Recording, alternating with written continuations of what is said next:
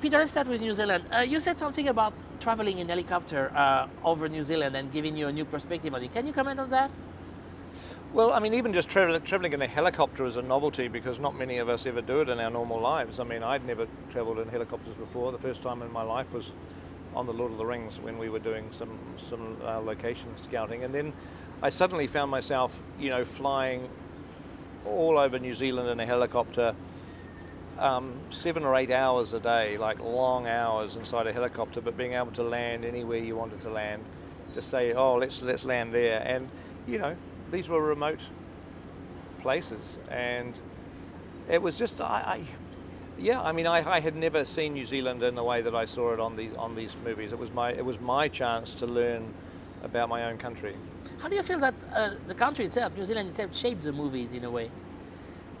Well, New Zealand has supported the movies. There's been an enormous spirit of goodwill from the government all the way down to just everybody that helped us make the films, and so. That's a wonderful thing to have that feeling of support behind you on your shoulder every step of the way, and it also makes you not want to let everybody down. I mean, the pressure on us is like we also we sense that there's a national pride at stake here too, which normally on a movie you don't have national pride kind of as being one of the pressures. Usually it's about the budget and when we have that pressure as well, but it's like we so it just made us very determined to make people in New Zealand proud of these movies. How about in terms of visual aspect of it? I mean, I've flown over the Lake Pukaki, and I was like, I feel like in the movie, this is like this is really weird. I mean, it's just unique in a way. Well, I mean, you just said to go back to what Tolkien was. Tolkien was writing a mythology for England, a mythology for his nation, and he said that he was imagining it to be 7,000 or 8,000 years ago. So before the great empires of the Roman and the Greek and Egyptian Empire, before the civilized world as we know it existed, there was this period of time which all records have been forgotten, and now he's putting it on paper. He's recording this mythology, these events, and he was writing it as history of our world. And so it's a European landscape that he was imagining, certainly not a New Zealand one, but it was a primitive European landscape. It was a European landscape before Europe was really even formed properly, and that's New Zealand. Sort of almost perfectly fits that description. It is, New Zealand has got a very primitive, dangerous sort of feel, like a sort of dangerous in a sense of it's dramatic. Everything's like tall mountains and cliffs and rivers. It's like everything's a sort of a dramatic landscape, as if it's just informing. It's beginning. You're sort of catching it as it's being created almost, and that's, I think, perfect for Middle Earth. Yeah. The second episode of a trilogy is always different. It's always something particular. Do you feel it's the same with this one? Do you feel like it's a Temple of Doom or Empire Strikes Back? These kind of movies that are really different from the other ones. Well, the job of a second movie is to increase the complexity and increase the danger, because you are telling one ultimate story, and in the Lord of the Rings it was what do we do with this ring? We want to destroy it in Mount Doom, and you're not going to get to Mount Doom until the third film, and you're telling that story, but you're also trying to make each movie individual. On this movie it is the dwarves reclaiming their homeland. Are they going to get to Erebor? Are they going to get rid of the dragon?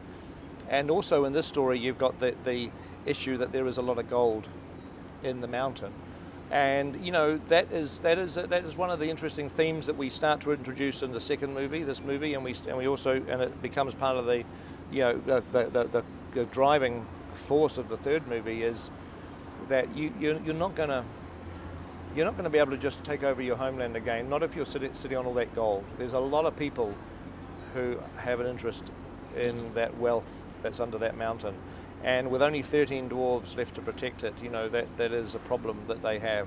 It's a problem they have more in the third movie, but in this movie they have a dragon sitting on top of that treasure. Else. So so we are. I mean, this is really, we are starting to introduce a lot of new characters in this story, and it's like we're making, the second part is you've got to make it more difficult for your characters. You've got to make it more complicated, more danger. And a lot of action. I mean, come on. The first scene, I was like, wow. Second one, wow. And then go on and on and on.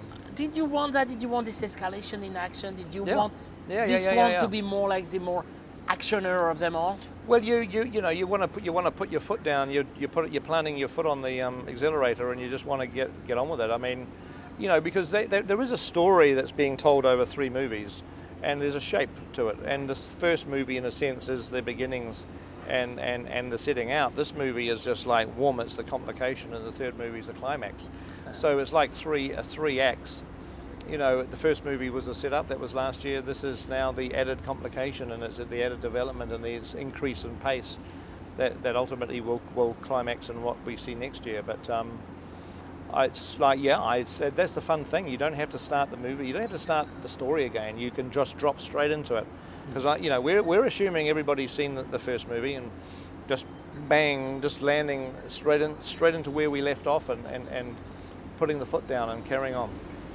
And you have giant spiders, something shots I could never get on King Kong. Is it like your homage to that? Is it kind of exorcising all this?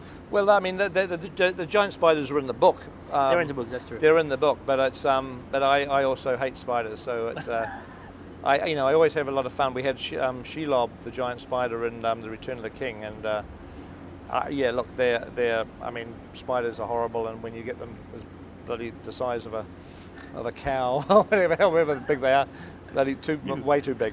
And especially spider nests and all the cobwebs and everything. I mean, there's like, there's a lot of I mean, I was just trying to scare myself when I was doing the spiders. It works with us too. Let's talk about the controversy itself. Tariel was a big controversy on the internet with the fans and everything. Yeah. What was your response to that? What was your reaction to that? Oh, well, I mean, you're obviously not surprised. I mean, because, you've got people that are only just hearing things, and they're not seeing the movie, and they don't know what we're doing, and so everyone's going to react in whatever way they choose to react. I mean, I think now that people can see the movie, I think they'll understand. And look, the key thing is that, movies are different to novels. Novels, you have the voice of the writer, the narrator, Tolkien in the case of The Hobbit, he's the voice who is taking you on the story.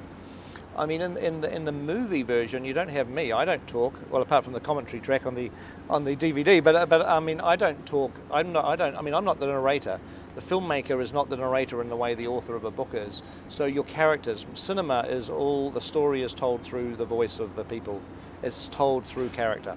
It's the only way that the story gets told in the movies.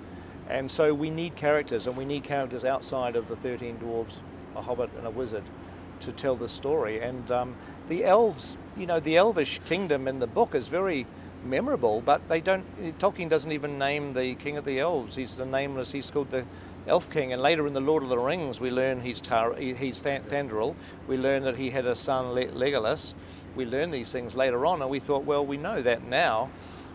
We'll put them in the story. I mean, we'll make them part of the story. And then Tariel was the third part of that equation, because again, drama stories are sometimes best told with 3 points of view. They all have different points of view. Legolas, Tariel, and Thandril are all represent completely different polar, opposite points of view in a way within the elvish political system. You have given now 18 years of your life to Tolkien, something like that? Yeah. Yeah. It feels. How do you feel about feels that? like it. Did you plan that at the beginning? No, I mean, look, I'm just grateful. I grew up as a kid wanting to make movies, in a country that didn't have a film industry. New Zealand had no film industry in the 60s when I grew up. There wasn't anybody making movies.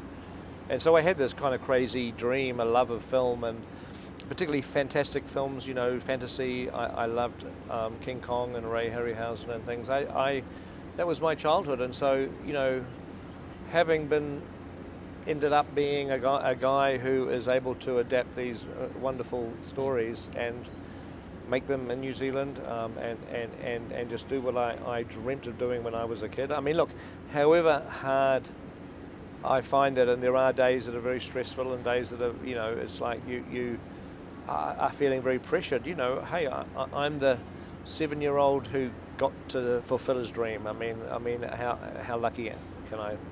I'm really lucky, really lucky. Being at Weta, Yes. Weta is like you. I mean, there's one side that is digital effect and the other one that is more like a Yeah. real effect. And I Yeah. feel like you're a kind of organic filmmaker, and another side a very scientific filmmaker in a way. Would you say that it's your way of making movies now, that you kind of probably the only one that does that very well, mixing the new image, the digital image, to the real cinema? Would you say that you're the Well, going you know, inside? I mean, you know, digital effects are amazing. I mean, they are. You know, it's. I mean, since I was a kid wanting to make movies, I have seen a revolution where anything you imagine now is you can put on a screen. There's nothing. You shut your eyes and think of any visual imagery, and you can do it. I mean, there's no, and you know, and that wasn't always the case. I mean, even 15, 20 years ago, that wasn't possible. And so, as a filmmaker, wanting to take audiences into a world that is full of amazing, fantastic things that you don't get to see in your normal life. It's just, you know, it's a wonderful tool set to have, the digital cinema. But also, I also think that as much as we possibly can, we've got to make it feel realistic. We have to make it feel kind of organic. You know, you have to then take the digital image and start to try to pull it back into trying to make it feel as real as possible. So, you know, a lot of the digital work we do, we try. I mean, I did a lot of the filming of the digital stuff with a camera, a handheld. Kind of tried to do a lot of it with a handheld camera, make it feel not too mechanical. Put a lot of, you know, water drops on the lens and dirt on the lens, make it feel like there's a camera involved in the action, even if there's not actually one in real life. So you do try to, you know, the digital effects are there, and now you're trying to really drag them in to make them part of the organic real world. It's getting there. I mean, there's still a ways to go. One very last thing, but you need an army to do this kind of movies. Don't you miss the time of bad taste and brain dead, this kind of stuff? Do you ever want to go back to that? Look, I mean, I had a little sense of it on the Desolation of Smaug, because the last 30 minutes of the movie there's a lot of digital shots which I was filming with a camera on the motion capture stage. I just had a camera, and I was all by myself with the technicians. There wasn't a crew, and I was filming this stuff. So I had a little taste of going back to my Super 8 days. I loved it, in actual fact. I really loved it. But also, everybody is there to help you make the movie, and they're there for a reason. I mean, they're there to. I mean, I can't build these amazing props and sets, and I can't do it all. I mean, I used to, in the old days, I used to try and do it all myself. And I used to try to do it in my bedroom, which stunk of glue fumes, and it's probably one of the most unhealthy places on earth for a while. My bedroom in Pukekohe Bay, when I was making latex gorilla suits and things, was like pretty toxic. It should have had one of those symbols on the door, one of the bio waste kind of, you know. But but you know, everybody's there to help you, and I love to use them to help me. I love it, the collaboration. Yeah.